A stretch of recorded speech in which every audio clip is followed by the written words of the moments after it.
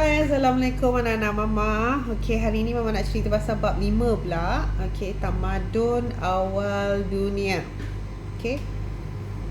Mama wrap up, Mama concludekan sikit pasal bab 5 ni. Okey, apa yang kita kena ingat dia ada 4 lokasi tamadun awal dunia, iaitu tamadun Mesopotamia, tamadun Mesir Purba, tamadun Indus dan tamadun Huang He.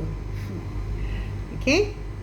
So, dalam topik ni juga kita kena belajar apa sumbangan tamadun-tamadun ni dekat kita. That's why kita belajar sejarah. Kita nak tahu apa sumbangan dia, apa yang kita belajar daripada tamadun-tamadun ni.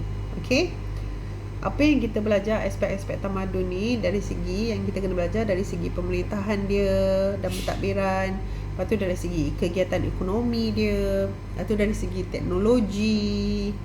Lepas tu kita tengok dari segi kesenian dia. Lepas tu kita tengok dari segi binaan dan bangunan kemudahan. So kita tengok semua ciri-ciri itu, nanti kita tengok apa yang kita boleh belajar. Okay? Okay, now pasal salah satu tamadun yang dalam bab 4 ni. Dia ada 4 tamadun kan? 4 tamadun. So Mama cerita pasal tamadun Mesopotamia. Okay, tamadun Mesopotamia ni adalah antara yang terawal. Dia located dekat barat daya Asia. Okay. So maksud Mesopotamia ni dia adalah tanah antara dua sungai. Okay. So Mesopotamia ni dia dekat area sungai Tigris dan sungai, saya pun tak tahu macam mana nak pronounce it, Euphrates. Okay. So dia sungai tu dia menghala ke gunung Turki dan dia sampailah ke daratan Iraq. Okay. So tamadun ni dia start daripada 3500 sebelum Masihi dan dari situ dia berkembang. Antara kerajaan-kerajaan Mesopotamia ni kita tengok dia start daripada Sumeria. Okay. Sumeria ni 3500 sebelum Masihi. Lepas dah Sumeria tu dia tukar jadi Babylon. Lepas tu dia tukar jadi Akkad. Lepas tu dia tukar jadi Chaldi. Lepas tu dia tukar jadi Assyrio. Okay, sorry kalau pronunciation tak betul, tapi I really hope you guys can understand. Okay. Lepas tu dalam tamadun Mesopotamia ni kita nak belajar juga apa wilayah Sumer dia panggil. Okay. Okey, yang pasal wilayah Sumer ni dia dia menjalankan pengairan yang bagus. Lepas tu dia membina sistem bandar lah. Okey, antara ciri-ciri wilayah Sumer ni dia meningkatkan teknologi, dia ada peningkatan teknologi. Okey, lepas tu dia menguruskan simpan kira-kira dia. Lepas tu dia ada institusi yang kompleks untuk maybe dari segi pemerintahan atau pembelajar ke. Lepas tu dia bandar-bandar dia maju. Lepas tu dia ada pengkhususan kerja. Okay, pengkhususan kerja Mama rasa dalam bab 4 Mama dah cerita dah apa pengkhususan kerja tu. Okay. Okay, lepas pasal wilayah Sumer ni kita belajar juga pasal wilayah tadi wilayah Sumer. Sekarang Mama nak cerita pasal wilayah bulan sabit subur. Okay. Wilayah bulan sabit subur ni dia dekat air laut Mediterranean dan Teluk Parsi. Okay. Lepas tu dia banyak tanah liat, boleh dijadikan bata. Lepas tu dia ada tempat ibadat yang berbentuk piramid. Lepas tu tempat tu dinamakan Zigurat. Okey. Lepas tu dekat wilayah bulan sabit bulan sabit subur ni dia tengok juga dia ada keselamatan. Maksudnya dinding dekat sekeliling bandar tu, kalau kita tengok cerita dulu-dulu kan ada dinding tinggi kan, tu. So diorang ada benda tu. Okay. Untuk tamadun Mesopotamia ni, kalau contohnya dekat kota Ur tu, penduduk dia lebih kurang dalam 30,000. Okay. Okay, tadi Mama cerita pasal tamadun Mesopotamia kan. Ada 4 tamadun kita nak cerita kan. Now Mama cerita pasal tamadun Mesir Purba. Okay, tamadun Mesir Purba ni dia dekat area lembah Sungai Nil. Yang paling famous pasal tamadun ni dia piramid, pasal piramid dengan pasal Firaun. Okay. Herodotus tu maksud dia hadiah Sungai Nil. Kenapa dia kata hadiah Sungai Nil? Sebab Sungai Nil ni dia ada lumpur hitam yang sangat subur. So dia orang boleh buat pertanian yang sangat subur lah. Lepas tu Sungai Nil juga provide makanan untuk dia orang, macam maybe sumber ekonomi juga. Sebab ada ikan apa semua dia orang ambil daripada Sungai Nil tu. So that's why dia kata hadiah Sungai Nil. Okay. Lepas tu masa tamadun Mesir Purba ni dia ada 3 stages of kerajaan. 3 stages of kerajaan. Okay. Kerajaan Purba, kerajaan pertengahan dengan kerajaan baru. Okay, kerajaan Purba ni dia pada tahun 5000 sebelum Masihi. Okay. Kerajaan Purba ni dia dekat sebelah selatan Sungai Nil, yang mana bentuk muka bumi dia adalah padang pasir. Okay. Bahagian utara Sungai Nil pula dia punya cuaca tu sejuk. Okay.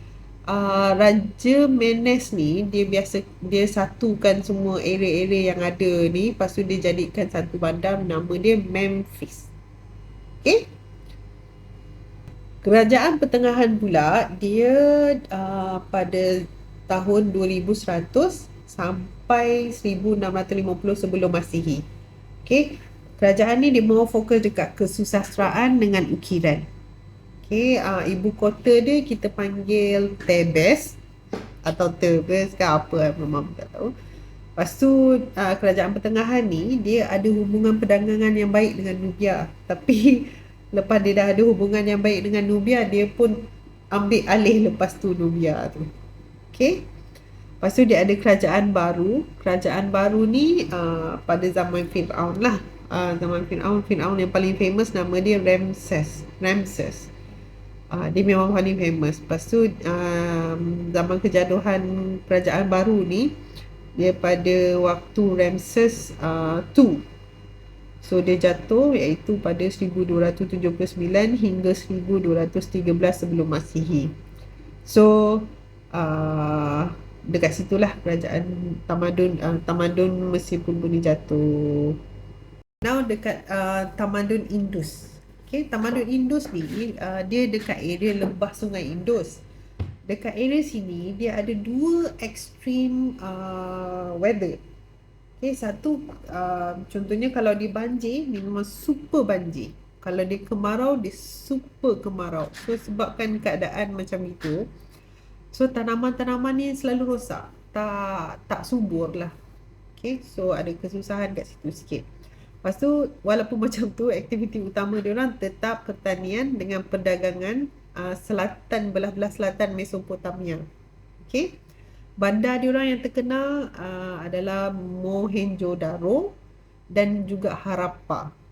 Okay. Kenapa dia merosot? Sebab flat bumi tu menunjukkan dekat area tu selalu gempa bumi dan banjir. So salah satu daripada tu serangan daripada kaum Aryan juga buat diorang jatuh tamadun Indus ni. Okay, now tamadun yang paling last sekali, tamadun Huang He. Tamadun Huang He ni dia ada 2 sungai, iaitu Sungai Huang He yang juga dikenali sebagai Sungai Kuning. Kenapa dia dikenali sebagai Sungai Kuning? Sebab dia ada lumpur yang akan seakan-akan kekuningan yang subur untuk tanaman. Okay. Lepas tu tadi Sungai Huang He dan juga Sungai Yangtze. Okay. Dia wujud, tamadun Huang He ni wujud 4000 sebelum Masihi. 4000 tahun sebelum Masihi. Lepas tu kerajaan dia start daripada Xia, nama kerajaan dia Xiao. Lepas tu Shang. Lepas tu Zhou. Zhou atau Zhou. So 3 ni lah, Xia, Shang dengan Zhou. Okay. So itu kerajaan-kerajaan dia. Lepas tu bandar yang paling famous nama dia Anyang. Anyang bandar ni adalah wujud pada zaman dinasti Shang. Okay. Aktiviti-aktiviti yang diorang jalankan seperti Venice, lepas tu sutera, ukiran, sulaman. Okay. So benda-benda macam tu lah yang famous. Sampai sekarang benda yang famous pasal sutera apa semua. Okay. Habis dah pasal tamadun awal dunia. Sekarang kita nak cerita pasal aspek yang kita tengok, apa kategori-kategori yang kita tengok dari segi tamadun awal dunia ni. Okey, dari aspek tamadun ni kita tengok dari segi pemerintahan dan pentadbiran. Okey, untuk Mesopotamia, negara kota ni dia diperintah oleh raja. Okey, negara kota ni dia bersatu, lepas tu baru dia bentuk empire. So maksudnya kota tambah kota gabung baru dia jadi empire. Okey. Lepas tu dari masa tamadun Mesopotamia ni lah wujudnya kod Hammurabi. Hammurabi tu apa? Hammurabi tu nama pemerintah dia. So dia ada undang-undang kod Hammurabi tu. Okey. Untuk pemerintahan dan pentadbiran tamadun Mesir Purba pula, dia punya ketua adalah Firaun, yang diorang percaya ada kuasa Tuhan. So raja yang Firaun ni, dia berkuasa mutlak. Apa yang dia nak buat, semua dia boleh buat. Okay. Raja ni diperpegang kepada kehidupan selepas mati. So apa-apa pun diorang akan hormat mayat yang akan dikebumikan. Okay.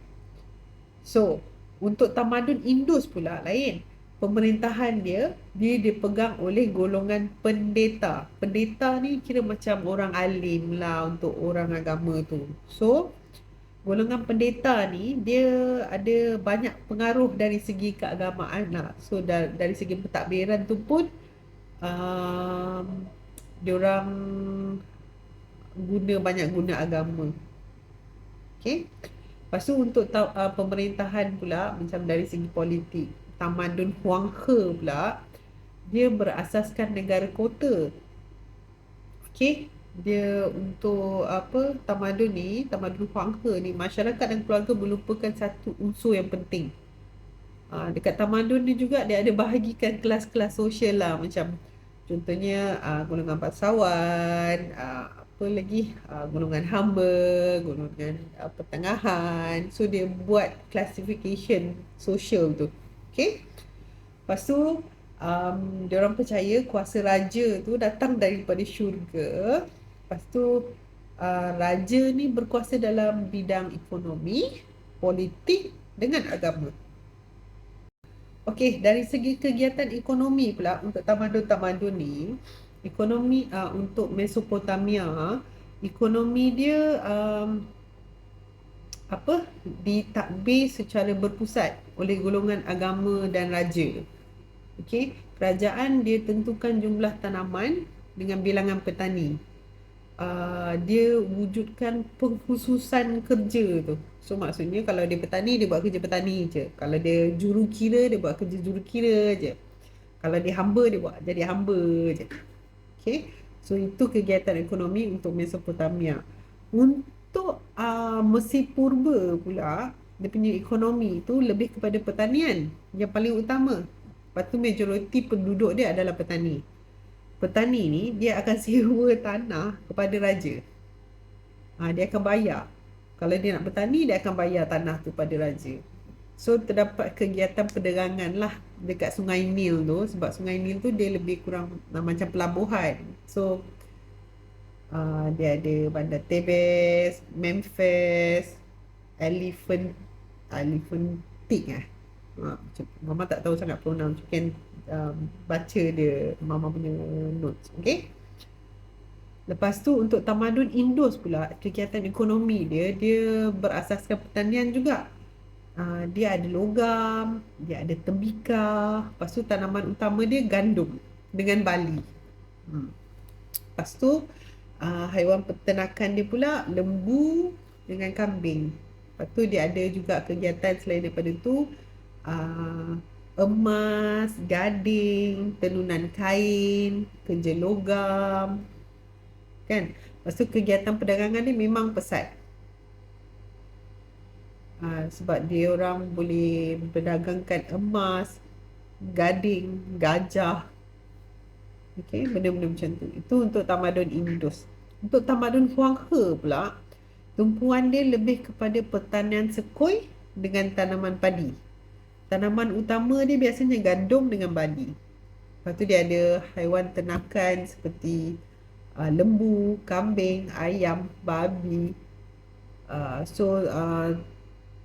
Kegiatan ekonomi juga, masa masa tamadun Huanghe ni, dia masa itulah terusan dibina, teknologi pembajakan diperkenalkan, masa masa zaman tamadun Huanghe ni. Okey, tadi kita dah cerita pasal pemerintahan, lepas tu tadi pasal aspek kegiatan ekonomi. Now, okey, dari aspek teknologi, untuk Mesopotamia ni, masa zaman tu dia orang dah ada sistem tali air dah. Dia orang dah buat reka cipta berasaskan gangsa. Lepas tu dia orang dah buat roda, dia orang dah buat sauh, dia orang dah buat bajak. Lepas tu dia orang dah create sistem nombor yang berasaskan 60. Dia orang dah ada kalender 12 bulan. Dia orang dah cipta emas, dia orang dah cipta kertas daripada papyrus okey. So diorang cipta tulisan cuneiform. Lepas tu diorang dah belajar pasal astronomi, pasal matematik, pasal macam-macam lah. Okay, pembuatan ataupun perubatan, kan. So diorang dah belajar dah dari segi teknologi. Tamadun Mesopotamia tu lagi. Untuk tamadun Mesir Purba pula, dia banyak belajar pasal kemajuan dari segi matematik dengan geometri. Lepas tu dia orang mahir pasal perubatan. Dia orang bina terusan dan pengairan. Dia orang dah cipta 365 hari dalam kalender tahunan. Lepas tu dia orang cipta kertas juga. Itu Mesir Purba. Okey. Untuk tamadun Indus, kota-kota diorang ni dibina mengikut grid-grid yang tepat. Adanya sistem peparitan dan pembentungan. Dia very tersusun lah. So ada peparitan, ada pembentungan. Kalau mandi tu ada saluran air untuk keluar ke tanah. Lepas tu diorang pun dah tahu pasal 365 hari dalam kalender tahunan. Tu diorang pun cipta kertas juga. Okay. Lepas tu tamadun Huanghe pula, dia banyak cipta sutera. Penciptaan peralatan daripada besi. Lepas tu diorang pun cipta wang shilling. Okay. So wang shilling ni daripada tamadun Huanghe. Lepas tu dia ada peningkatan pengangkutan jalan dan terusan. Lepas tu diorang pun cipta kompas magnetik, dan juga benang sutera pun dia orang cipta. So that's why dekat belah-belah sana tu memang banyak sutera baik-baik punya. Okay, dari aspek kesenian dengan kesusasteraan, untuk tamadun Mesopotamia ni, tulisan dia guna cuneiform. Lepas tu penduduk biasanya dia akan buat puisi. Lepas tu dia akan buat rekaan patung untuk ingat pemimpin. Contohnya dia buat macam statu lah untuk pemimpin tu. Okay. Lepas tu untuk tamadun Mesir Purba pula, dia guna tulisan hieroglif.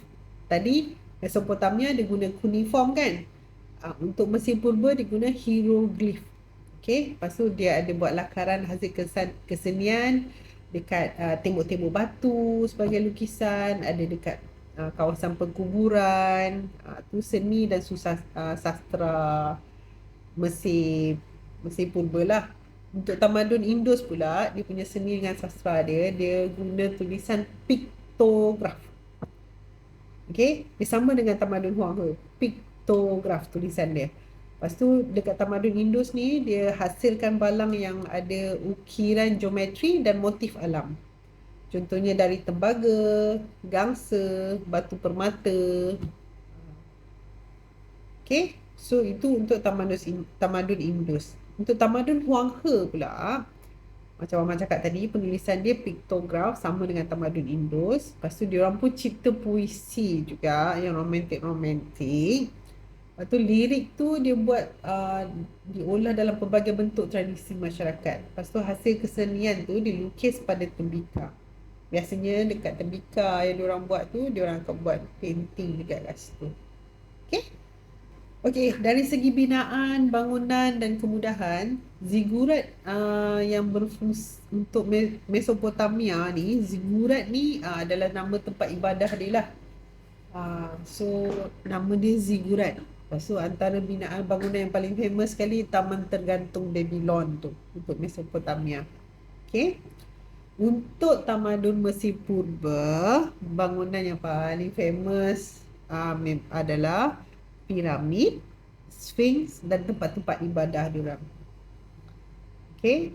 Untuk tamadun Indus,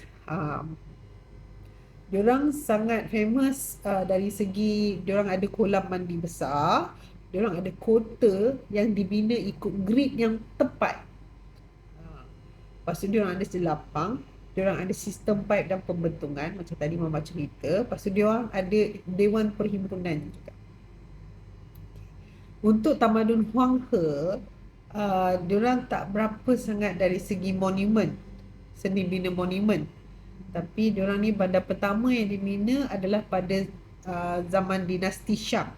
Yang mana kajian arkeologi dapati istana dan tempat ibadat dibina di tengah-tengah bandar untuk tamadun Huang He. Okay? Jumpa di bab 6.